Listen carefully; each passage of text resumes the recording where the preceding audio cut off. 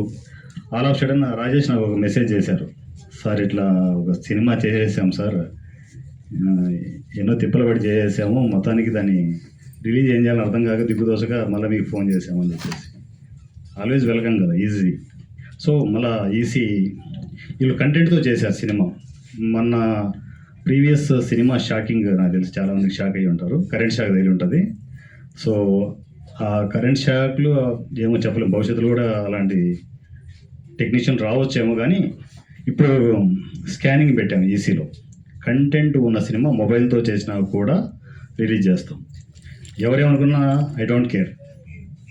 ఖచ్చితంగా ఇలాంటి artist టెక్నీషియన్లకి support ఇది కమర్షియల్ ప్లాట్ఫామ్ కాదు. మీరు మీ చేతిలో ఉన్న మొబైల్తో 1.5 hour సినిమా చేసినా కూడా ఈసీ యాక్సెప్ట్ చేస్తుంది, పబ్లిసిటీ ఇస్తుంది, సినిమా ఇండస్ట్రీకి తీసుకొస్తుంది. కంటెంట్ మీ కంటెంటే మాట్లాడాలి.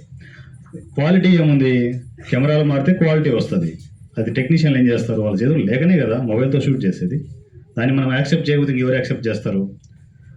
ఈ సినిమా మొబైల్తో షూట్ చేసిన, మీ చేతిలో ఉన్న మొబైల్తో షూట్ చేసిన 1.5 hour సినిమా చేయండి. ఖచ్చితంగా ఇలాంటి ఫంక్షన్ ఉంటుంది, మీ పబ్లిసిటీ ఉంటుంది, మీరు ముందుకు వెళ్ళి తీసుకోవడానికి వారణాసుడు ఎప్పుడు రెడీగా ఉంటారు. Thank you.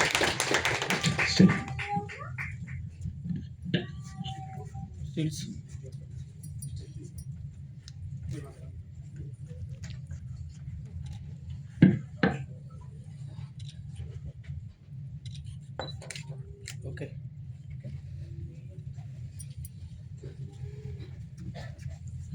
Rajesh, me team కొంచెం స్ట్రాంగ్ అవ్వాలి. అంటే మరీ సరిపోరు, సినిమా చేయడానికి సరిపోరు. కొంచెం స్ట్రాంగ్గా బిల్డ్ చేసుకోండి. దానికి ఏంటంటే ఈసీ నుంచి ఆర్టిస్టు టెక్నీషియన్ ఫీల్ చేసుకోండి. మీకు విజయ్ కమ్యూనికేషన్ ఇస్తాను నేను. బిల్డ్ చేసుకునేసి ఇలా కాదు, కొడితే గట్టి కొట్టాలి సరే. ఓకేనా? మీ దగ్గర కంటెంట్ మంచి కంటెంట్స్ ఉన్నాయి నాకు తెలుసు. దానికి ఏం సపోర్ట్ కావాలనో టోటల్ సపోర్ట్ అంతా ఈసీ ఇస్తుంది. ఈ సినిమా టర్మ్స్ అండ్ కండిషన్స్లో తెచ్చుకోండి.